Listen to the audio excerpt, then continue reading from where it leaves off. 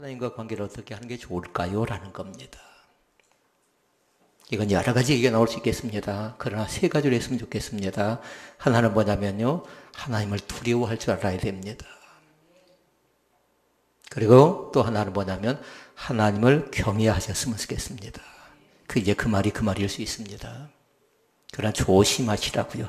말하는 것도 마찬가지, 생각하는 것도 마찬가지, 행동하는 것도 마찬가지, 우리의 말 자체를 하나님께 다 드리시고 그대로 시행한다는 사실을 잊지 않기를 원합니다. 또 한 가지가 있습니다. 하나님과의 관계는요, 친밀하게 하도록 하십시오. 가깝게요.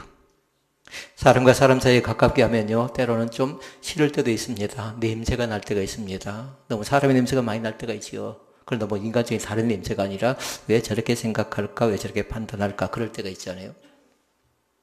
그러나 하나님은 가까이 하면 할수록 우리의 몸속에 예수의 향기가 넘쳐난 줄로 믿습니다. 그래서 그 향기를 묻혀서 가정에 들어가시라고요. 그 향기를 가지고 직장에 들어가시라고요. 그 향기를 가지고 우리가 사회 현장 속에 들어가는 겁니다. 우리가 지금 몇 번 했죠? 1번 했어요, 1번. 1번, 하나님과의 관계를 바르게 하실 수 있기를 바랍니다. 어떤 애들은 멀어져서는 안 돼요. 사람을 볼 때에 또 오랫동안 떨어졌던 사람이 갑자기 만날 때 제일 먼저 확인할 건 뭐냐면 하나님을 잃어버렸는가 안 잃어버렸는가 그걸로 확인하시라고요. 명절 때도 마찬가지예요.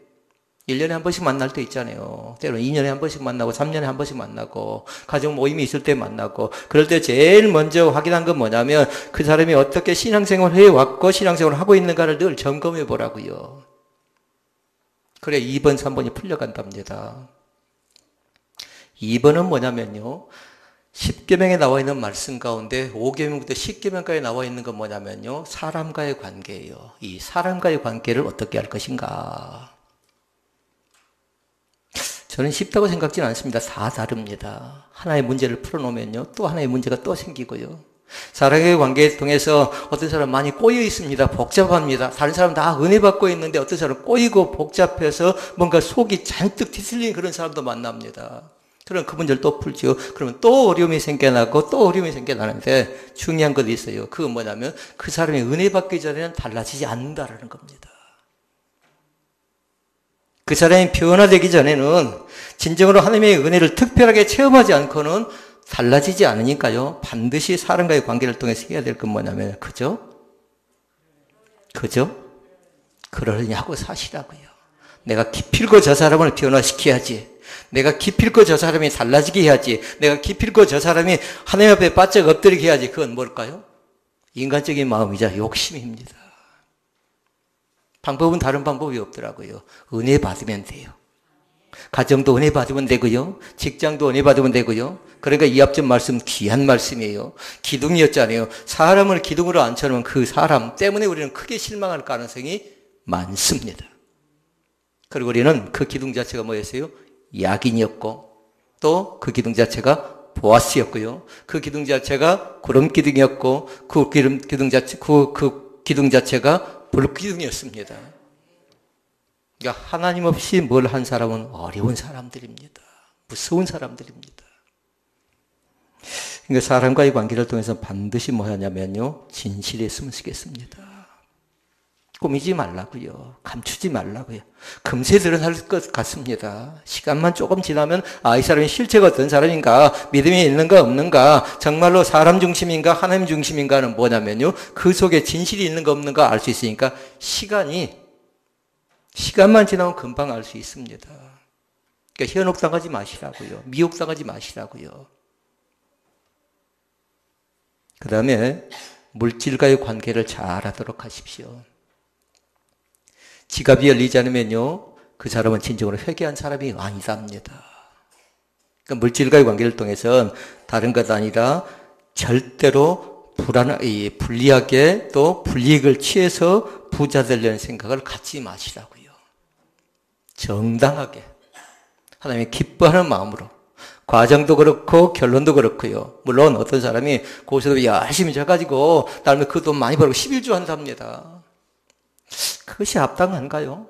과정도 잘못되고 결론도 잘못되어진 겁니다. 깨끗하지 못해요. 하나님이 받지 않으셔요. 그러니까 과정 속에서도 결과 속에서도 하나님이 기뻐 받으시는 그 땀과 정성과 사랑과 은혜가 있어야 그것이 하나님의 큰 역사가 나타나는 거죠. 물질과의 관계를 통해서도 하나님과의 관계처럼요 바르게 하실 수 있기를 바랍니다. 인색하면 하나님이 기뻐하지 않습니다.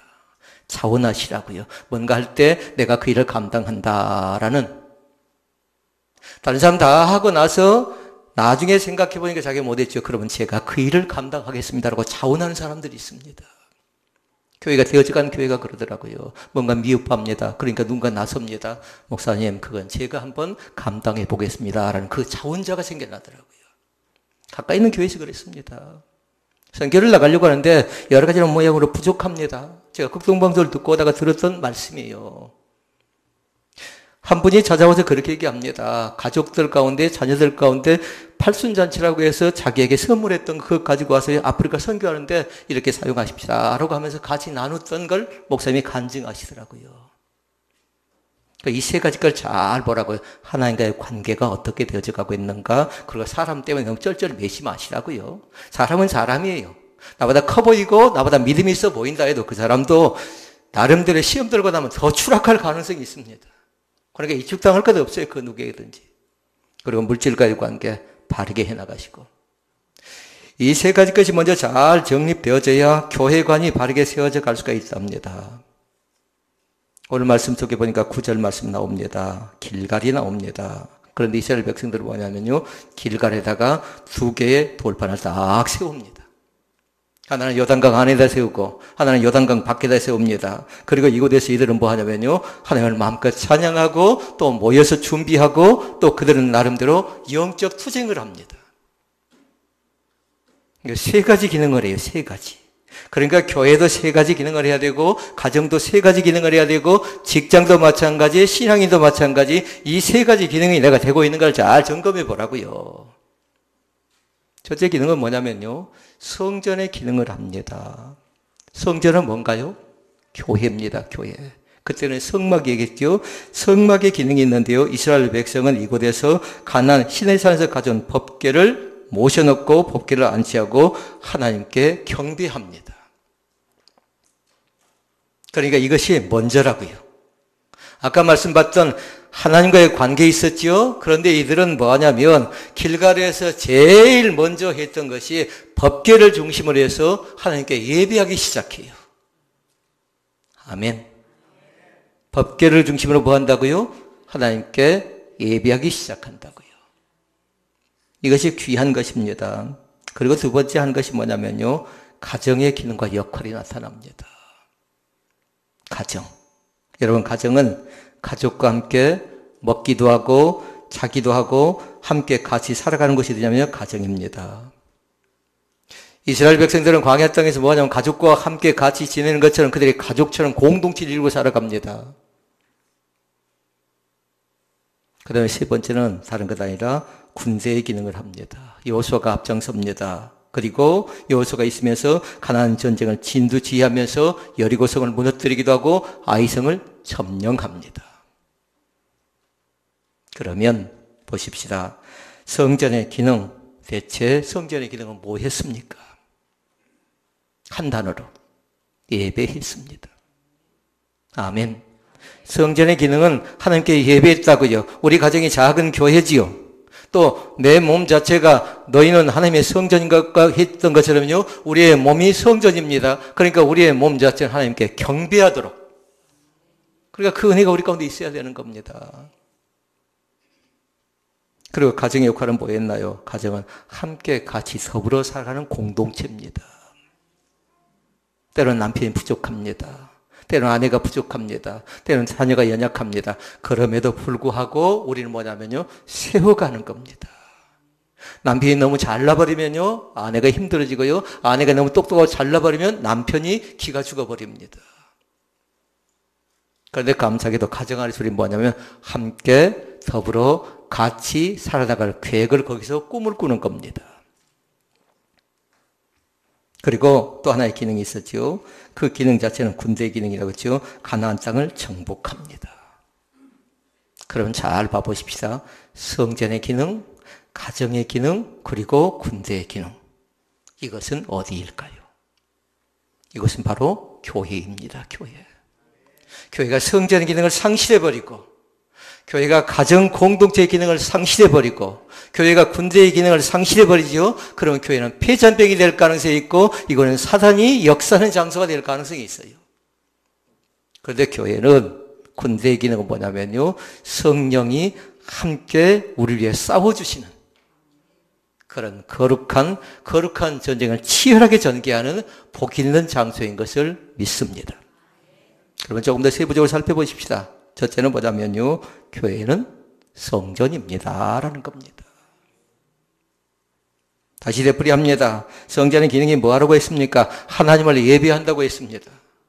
이것이 하나님을 예배하지 못하면 아무리 화려하다고 해도, 아무리 많은 사람이 모여있다고 해도, 아무리 귀한 헌금을 드린다 해도 이곳에서 예배하지 않으면, 그러니까 예배 가운데 중요한 예배가 있어요. 오늘도 마찬가지 하나님께서 우리 공적인 예배를 드리고 있지만 우리 각자의 한 사람 한 사람의 예배가 있거든요. 이 예배 자체가 연락된 예배가 될 수 있기를 바랍니다.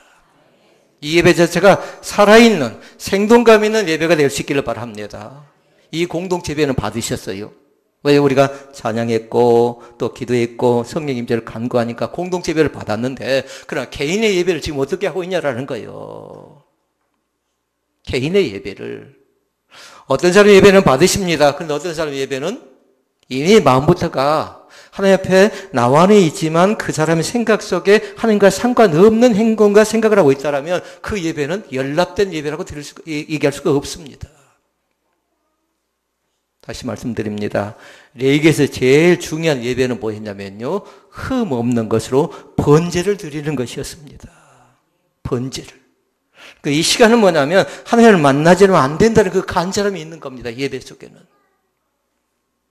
그러니까 이 교회 자체는 성전의 기능을 한다고요. 그러니까 이스라엘 백성들이 가나안 땅에 딱 갈 때 제일 먼저 한 건 뭐냐면요, 성막을 세웁니다. 그리고 성막을 세우고 나서 이스라엘 백성들이 그곳 안에서 행진을 어떻게 할 것인가, 나름대로 하나님의 음성을 듣고 하나님의 말씀, 하나님의 명령을 기다립니다.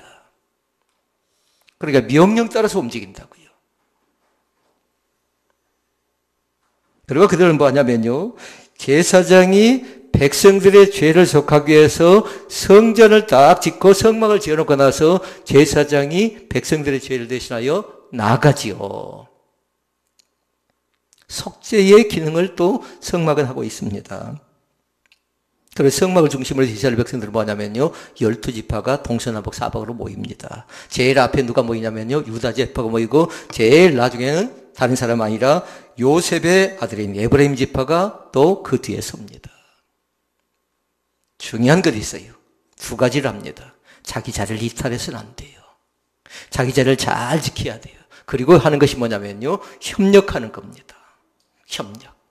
이 두 가지가 잘 되어지죠. 그러면 이스라엘 백성들은 명령에 순복하는데, 명령에 순종하는데, 그러지 못하면 그들 자신들은 굉장히 어려움을 많이 겪습니다. 근데 똑같아요. 그 협력과 또 그 연합과 그 마음을 갖지 못하죠. 반드시 내 마음속에 부글부글해요. 불평한다고요.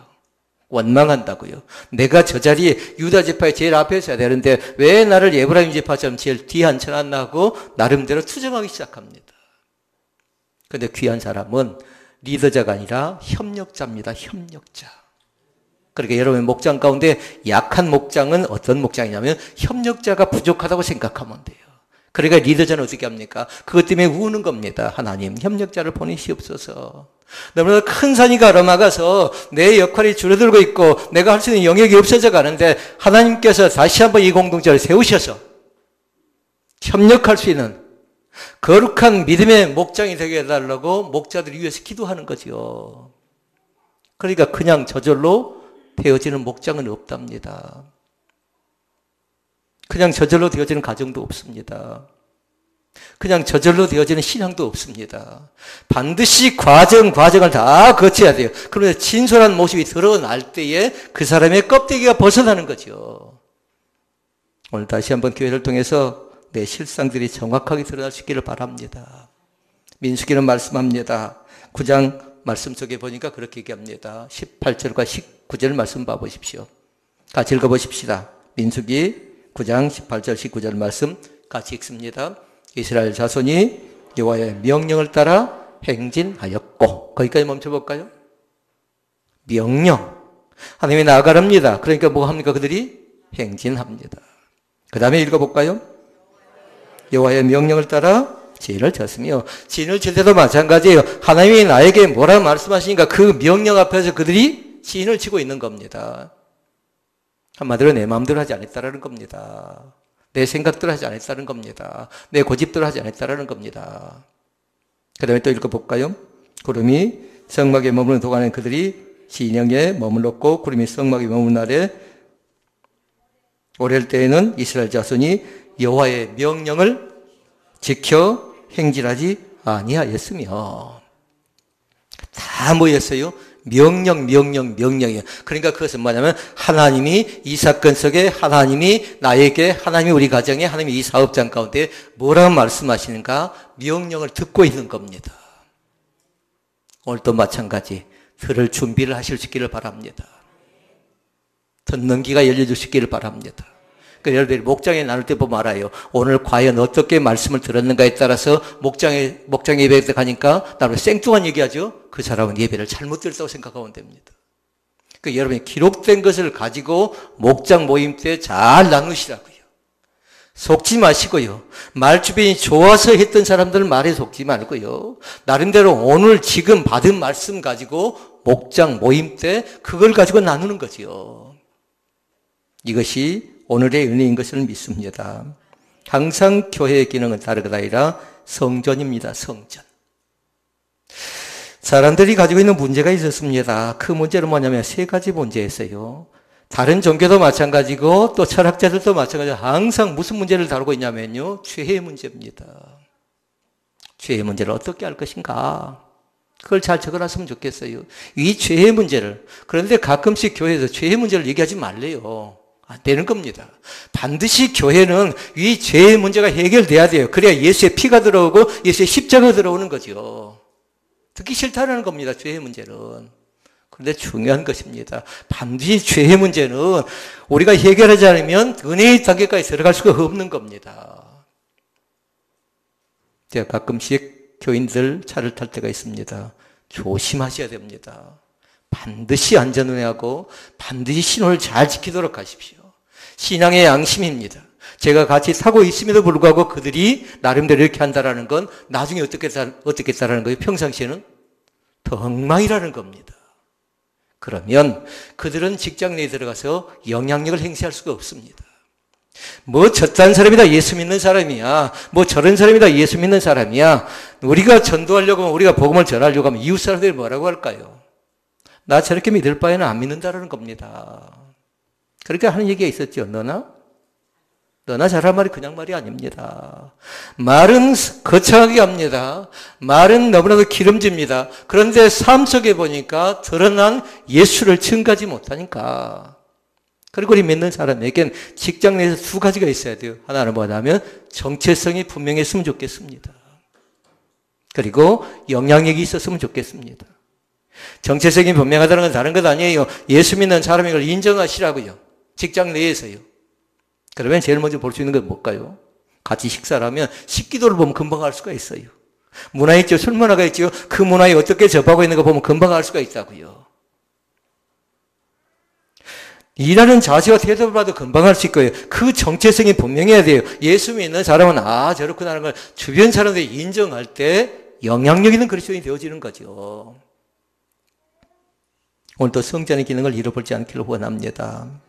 바로 예수의 피가 우리의 죄를 또 우리의 잘못을 고백하고 인정할 때에 해결해 주십니다. 그러니까 지금의 내 모습 통해서 하나님의 영광을 받으시기도 하고 지금의 내 모습을 통해서 우리 자신은 완전히 바닥을 치고 있을 수도 있습니다. 다시 새롭게 성전에 나온 여러분, 하나님께 진실된 살아있는 예배를 꼭 드려갈 수 있기를 바랍니다. 찬양 속에 보니까 나의 죄를 씻기는 예수의 피밖에 없네. 우리의 죄를 대속받고 우리의 죄를 용서받는 건 다른 것 아니에요. 평안과 소망은 예수의 피밖에 없네라고 말씀합니다. 그러니까 죄의 문제 때문에 철학자들도 사상가들도 교수들도 많이 노력하지만 그러나 반드시 성경은 무슨 얘기인가요?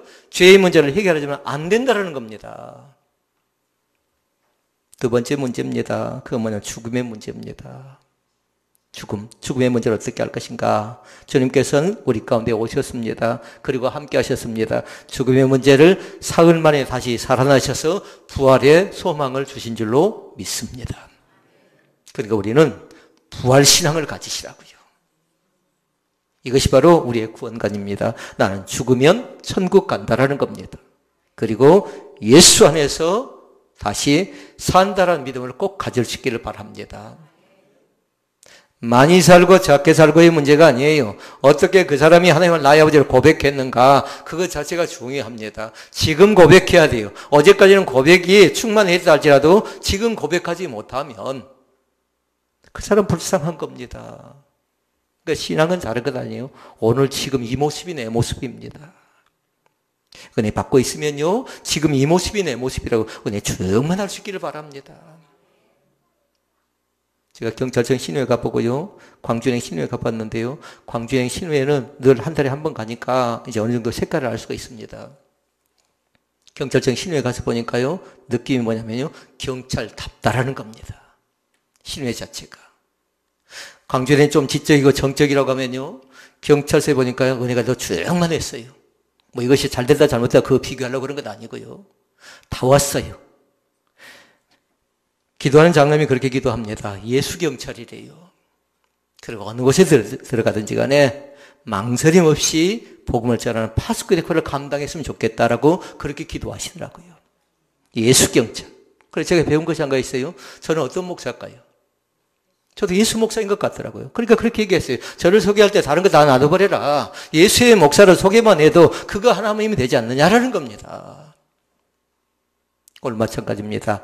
나는 예수의 사람입니다. 나는 하나님의 사람입니다. 그러니까 하나님의 사람은 기백이 있는 겁니다. 하나님의 사람은 나름대로 조잡스럽지 않습니다. 그전 하나님을 믿기 전에는 그렇게 살았다 할지라도 그 사람은 그렇고 그런 사람이었다 할지라도 이제는 뭐예요? 완전히 달라진 사람이라고요. 은혜 충만한 사람이라고요. 그러니까 2019년도를 맞춰놓으면 누가 더 많이 달라졌는가 변화된가 그거 얘기해야 돼. 서로 간에요. 아, 저 장로님이, 저 권사님이, 저 집사님이, 저 성도님이 얼마큼 많이 달라졌는가 그거 얘기하는 거라고요.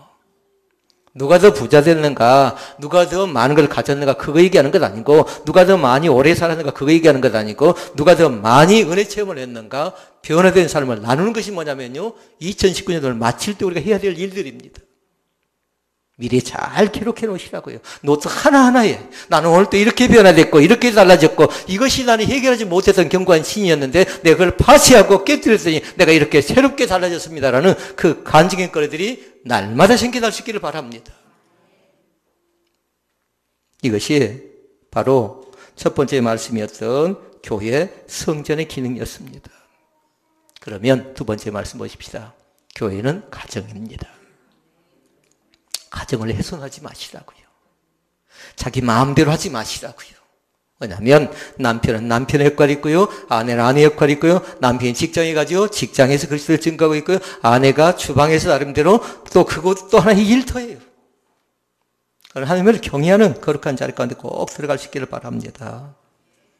그러니까 이 두 번째 과정도 무시할 수 없어요. 왜냐하면 그곳에서 그들은 먹습니다. 그곳에서 마십니다. 그곳에서 꿈을 꿉니다. 그것이 가정인데 마찬가지로 이스라엘 백성들은 성막 안에 들어가서 가정 공동체를 이루어냅니다.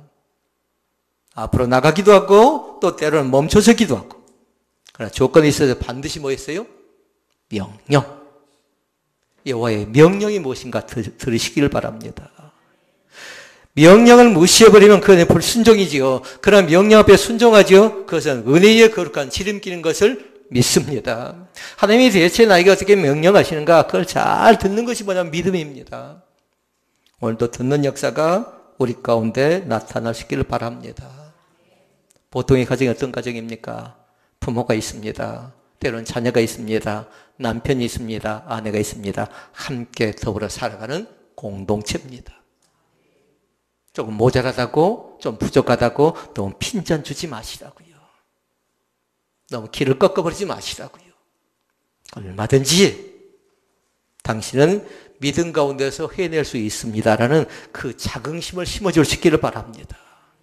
저도 그렇게 많은 인생을 살지 않았지만요, 가정을 갖고 나서 미안했던 건 뭐냐면 아내에 대해서 그렇게 폄하하고 아내에 관계된 것 가운데 바르게 하지 못했던 그 부분이 성경을 읽는 가운데 보여지는 그 모습이 굉장히 미안할 때가 있었습니다. 혹시 아내가 남편에게 미안하고 남편이 아내에게 미안하진 않나요? 너무나도 마음대로 이렇게 가정을 이끌고 가려고 생각하지는 않나요? 그런데 성경은 뭐냐면 멈춰서서 그들이 가정 가운데서 어떻게 해야 될 것인가를 배워나가는데요. 그들이 함께 먹고 그리고 함께 자고 함께 살고 슬픔과 기쁨을 나누면서 그들은 뭐냐면요, 같이 생각합니다. 같이 함께 꿈을 꾼다고요. 그러니까 그것은 뭐냐면 그것이 가정인데 우리의 노트에다 그렇게 기록했는데 신앙적인 가정의 공동체를 바르게 이끌고 나가기를 원합니다라는 그 소원이 있어야 돼요. 오늘도 마찬가지 우리의 가정 때문에 얼마나 많은 사람이 울던가요. 마음을 몰라주니까, 섭섭하니까, 서운하니까. 그러나 여러분 크게 낙담하지 않기를 원합니다. 가족이기 때문에 이해할 수 있고요, 가족이기 때문에 서로 사랑할 수 있습니다. 도통 성격이 맞지 않습니다. 도통 이것저것 잘 대화가 되지 않습니다. 그럼에도 불구하고 뭐냐면요, 믿어주는 겁니다. 왜요? 내 남편이니까, 내 아내니까. 근데 그것이 안 되니까 제가 때로는 속상해서, 때로는 한숨 짓기도 하고, 때로는 나름대로 꽁해하고 있을 때가 있죠. 사랑하는 성도 여러분, 이 시간 은혜 받을 수 있기를 바랍니다. 은혜를 마음껏 받도록 하세요. 오늘 또 어떤 사람이 더 은혜를 많이 받았는가? 여기에 승부를 거시라고요. 그러니까 이 가정의 길은 굉장히 중요한 거죠. 공동체적인 그런 생각을 잃어버리면 안 돼요. 우리의 가정 공동체가 어떤 공동체가 될 것인가를 날마다 꿈꾸면서요, 하나님의 말씀 앞에서 순복하는 귀한 은혜가 우리 가운데 나타날 수 있기를 주의 이름으로 축원을 드립니다. 그러나 가정에는 양식이 있습니다. 음식이 있습니다. 그런데 가정은 곧 뭐였어요? 교회죠. 교회도 양식이 있습니다.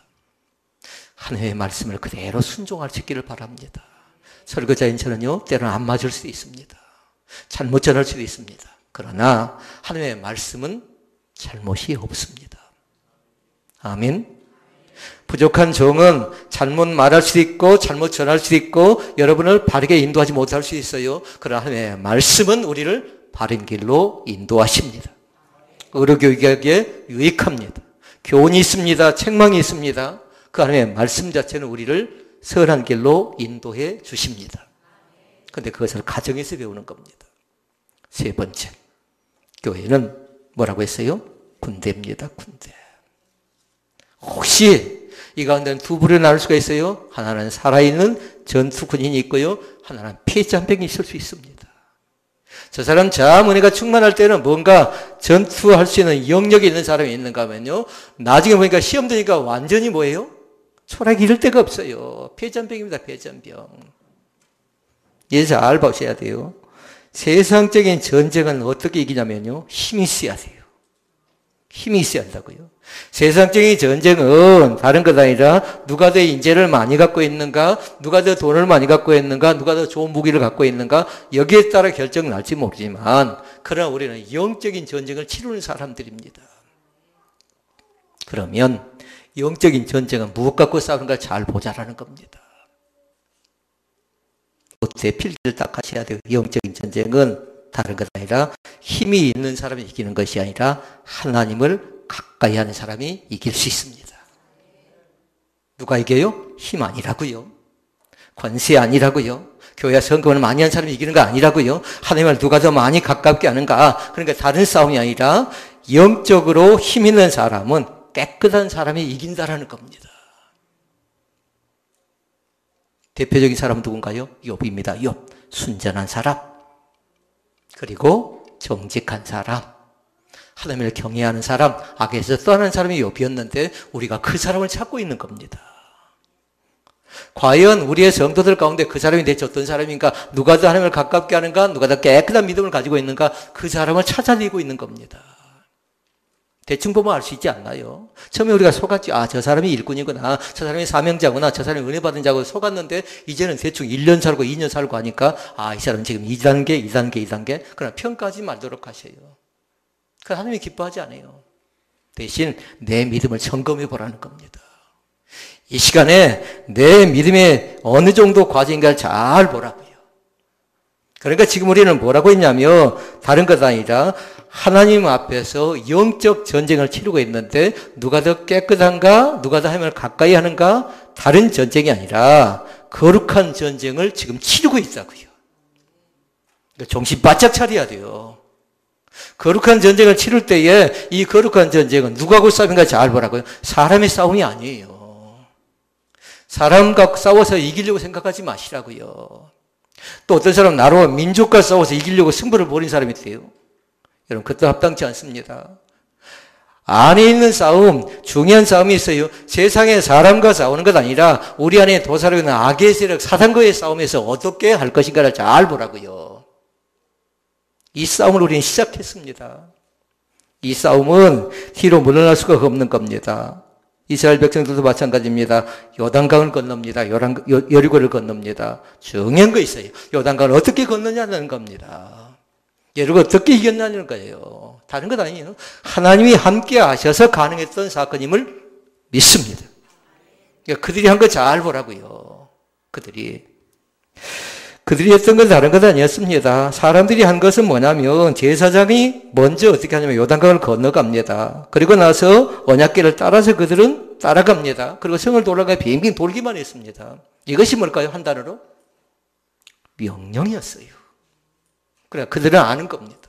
그러니까 돌아가니까 돌았고 나가니까 나갔고 멈춰서니까 멈춰섰고 이 명령을 지킬 수 있었는데 이것이 전쟁에서 가장 중요한 것입니다.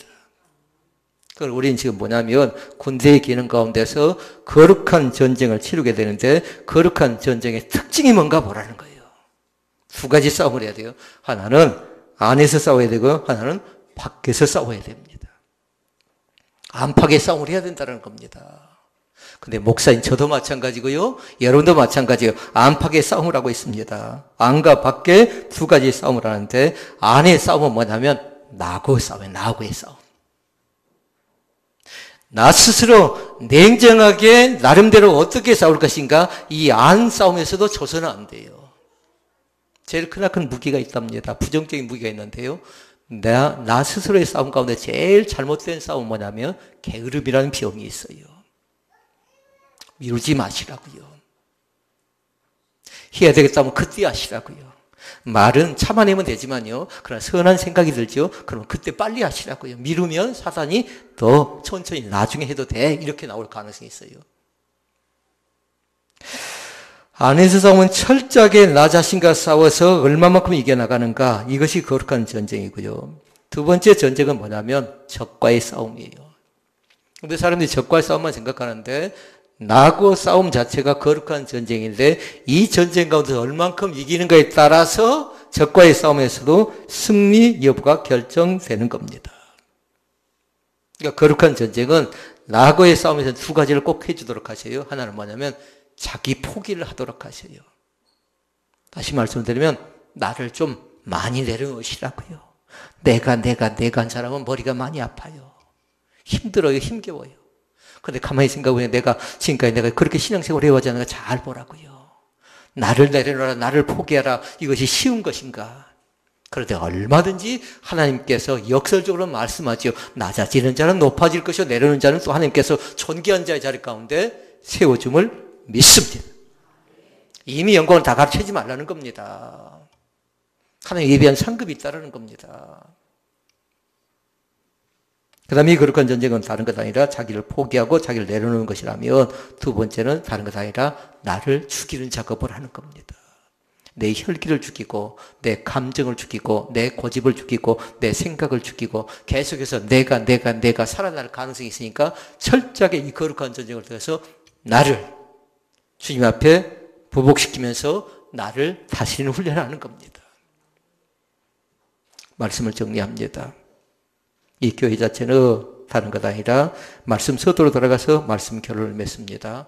하나님과의 관계를 꼭 하도록 하십시오.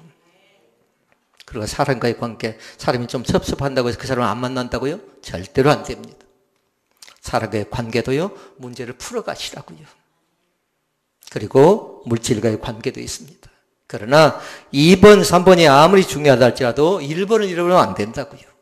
하나님과의 관계를 통해서 하나님을 가깝게 모셔드리고 하나님을 두려워하기도 하고 경외하기도 하고 하나님과 친밀한 영적 교제가 우리 가운데 살아나시기를 주의 이름으로 축원을 드립니다.